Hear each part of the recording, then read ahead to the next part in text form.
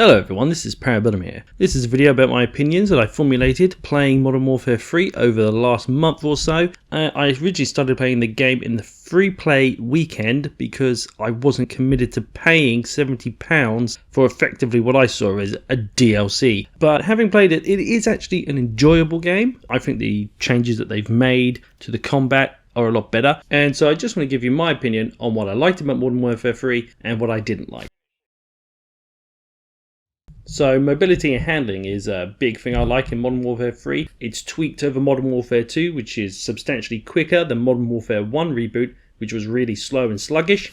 So it's really nice to play a game that feels a lot more fluid, a lot more fast-paced, and just more responsive to player inputs. It makes for a much more competitive game where it's not just about your aim, but it's also how you move around the map. The other thing I really like is that their HP has been buffed back up to 150. This was a really good move in Black Ops 4. It really improved the game in a lot of ways. I thought there was a bit of backlash at first, but I think once people got used to it, they actually quite liked it.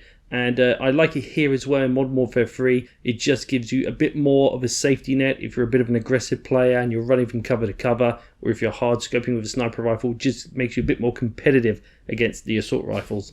I like the fact that weapon XP requirements are much lower than in previous games. I think Cold War was the worst one for this. It seemed to take an absolute ridiculous amount of time to level up the guns, and all of them had like 30 levels.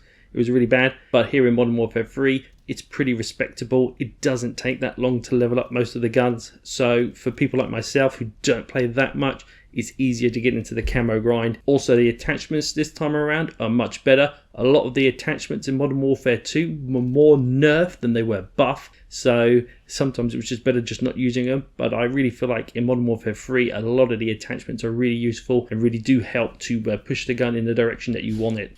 And on that topic, I really like seeing the advanced stats. We've always had these really vague stats for the longest time in Call of Duty, but finally we actually see the advanced stats and just what actually specifically changes, and that really helps to make those informed decisions about how to effectively equip a weapon. Squad spawning is gone as well, thank God, because it was awful, and we're back to weighted spawning, which on the core 6v6 maps is pretty much like it was before. Their spawn logic isn't perfect. It is still a little bit flippy, a little bit too much spawning on the flanks, but it's head over heels better than squad spawning. And the last of the positive things I want to mention is the return of war mode.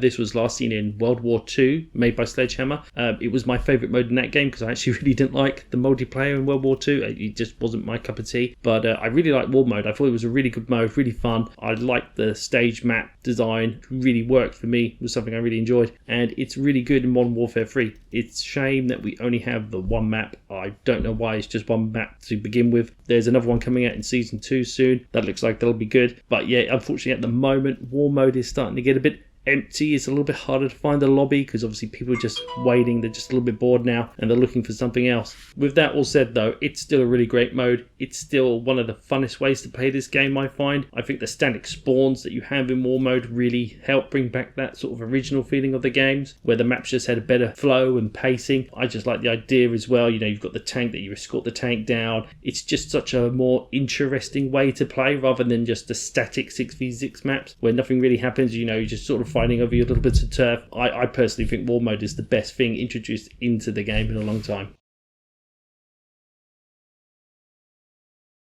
So now we're going to start with some of the negatives, and pretty much the number one negative for me is it looks ugly with all these Fortnite skins. You know, some of the new skins they've got in are just absolutely silly. You've got Spawn running around, you know, or Homelander. I know you had the boys event and that was kind of the point, but it just ruins a kind of cohesion of the game, the thematic, you know.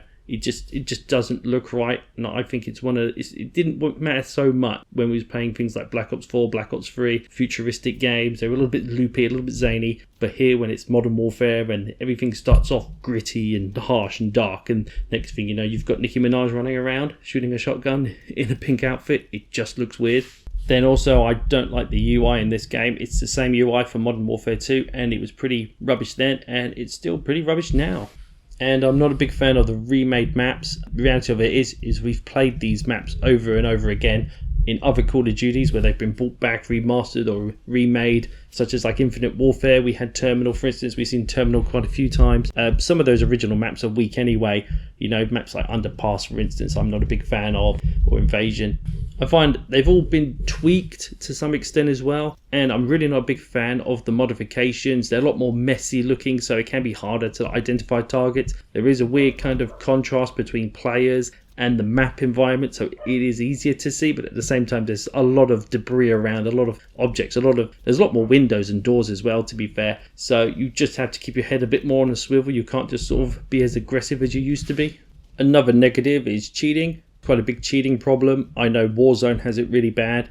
I encounter quite routinely PC players, of course, using wall hacks, for instance. They literally watch you run through the wall, and as soon as a bit of you appears, they shoot you, or they use a powerful weapon like a sniper rifle and just wall bang you. It's pretty obvious. I report and block them. I don't know how the game deals with this, but I often just get put right back in the lobby with those people. I think it's a problem that they're really struggling to keep on top of.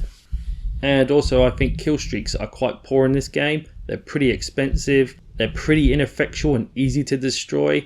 I've never seen anything greater than an Overwatch helo. I barely see any UAVs in the air. They're pretty rare to see as well. I know for some people that's a good thing, but I mean, if you're trying to level up launchers and things, it makes it a bit tough, but it just kind of shows you just how hard they are to obtain, to the point that you're just not seeing them that often anymore. The Modern Warfare 2 content integration was pretty poor as well. When all the guns came over, they're all pretty much weaker than the guns that came out in Modern Warfare 3. There was a big patch that buffed that, but I still don't think it really brought them up high enough to the point that anybody's going to use a Modern Warfare 2 gun over a Modern Warfare 3 gun. And also, they've recently had a playlist come out that has Modern Warfare 2 maps in it.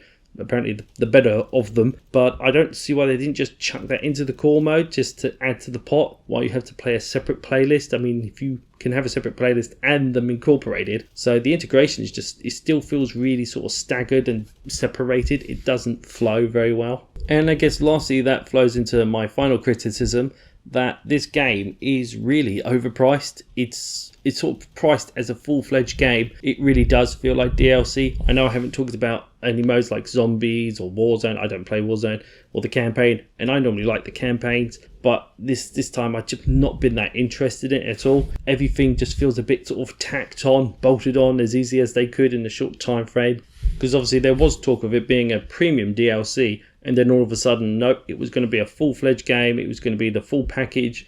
And really what we got was something just sort of jumbled together in a very short amount of time, which Sledgehammer themselves were quite honest about. So I don't criticise the devs on that. I think that's definitely a top-level management problem. But the reality of it is that the consumer has had less value for money this time around. So that brings me to the end of this video. That's pretty much the core elements of my opinions on what I think is good, what I think is bad on Modern Warfare 3.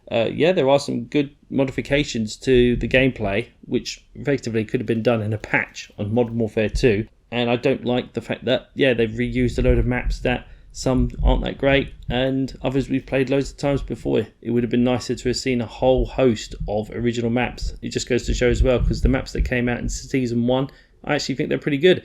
You know, like Rio in Greece, the Meat, I think it's called. They're really good maps. They're pretty fun. Season 2 is looking good. We've got another 3 maps coming out, and plus there's a remake of a map called Das Haus from, what was that, Vanguard? Which I didn't play Vanguard anyway. So that's looking good, and I am looking forward to the new war mode. So I'll give my opinions on what I think of the new mission, and we'll let you know there. Anyhow, thanks for listening.